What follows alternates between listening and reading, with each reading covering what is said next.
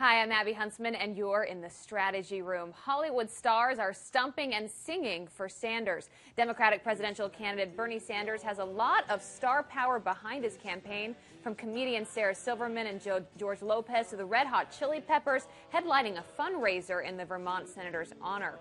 Rival Hillary Clinton still, though, has some celebs on her side, including Jamie Lee Curtis and Demi Lovato. So is Hollywood split between the two, and does it really matter?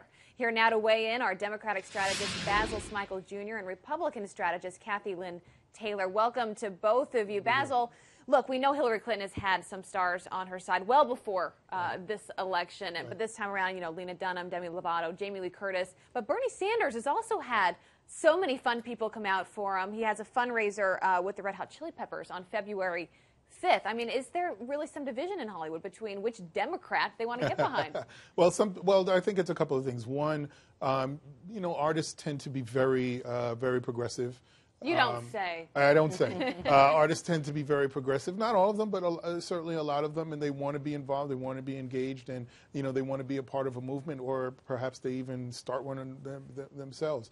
And Bernie Sanders is more of a movement for some of these people. I think in many ways for a lot of artists, musicians, actors that may not have gotten significantly involved in campaigns before, Bernie Sanders may be that type of candidate. Hillary Clinton has very long-standing relationships. That doesn't make one better than the other. It just means that, you know, people will sort of fall out where they will.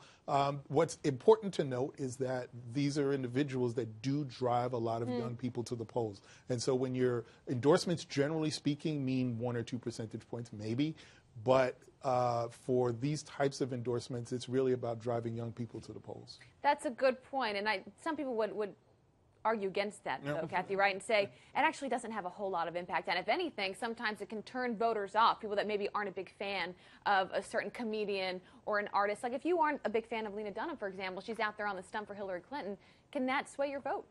Right. Well, it is a double-edged sword. But look, I mean, Hollywood's getting behind Bernie because he's one of them. He is Larry David, and they think he's going to bring back Curb Your Enthusiasm, and it's all going to be perfect, right? I mean, it's just uncanny. And it's ironic because as a man of the so-called people, as he likes to call himself, he couldn't be further theoretically in what he purports than what Hollywood kind of represents. So it's a bit ironic. And to your point, some people will go with that and some won't. If endorsements from Hollywood drive young voters, then that's all that matters. That's important. We need people to vote. That's what America is about, and that's all that really matters at the end of the day. But you need, and voters need to make sure that these endorsements are thoughtful. We have Justin Bieber now supporting Ted Cruz because he's so-called Canadian, as he put it. I didn't see that. I love that, right? Justin Bieber came out, right? That's right. That's right. So you know, I don't know. I don't know if hilarious. that's Ted Cruz's ideal endorsement, but nonetheless, look. Voters are smart. They need to look at the endorsements and decide if it represents the ideals and the values that they uphold, and then they need to get out to the polls. And to the extent Hollywood can do that, terrific. What about Republicans, though, Basil? I mean, we talk about Democrats, and they often get more of the Hollywood support because it sometimes can be a movement, and they tend to be more progressive, as you said. But the Republican side has some people that come out. I mean, like the Duck Dynasty stars come out for Trump.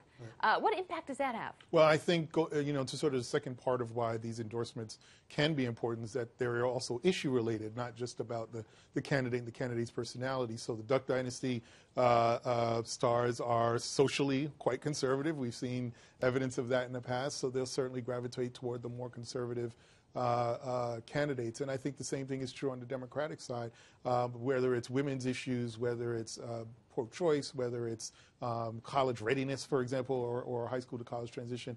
All these types of issues, student loans, that impact celebrities in certain ways, you know, that will certainly drive them to the candidate. But yeah, I think there are a lot of socially conservative artists, and they certainly will be drawn to the candidate that represents their views. And Cathy, especially today. I mean, we were just playing Vampire Weekend performed for Bernie Sanders over the weekend, but this is such an important time to get some of these big names out there to rally, especially the young people, because the turnout, that's what really matters tonight. It does, it does. And the proportion of the population that millennials are now representing is extraordinary. I mean, it is the largest single group really within our population. So it really does matter a lot.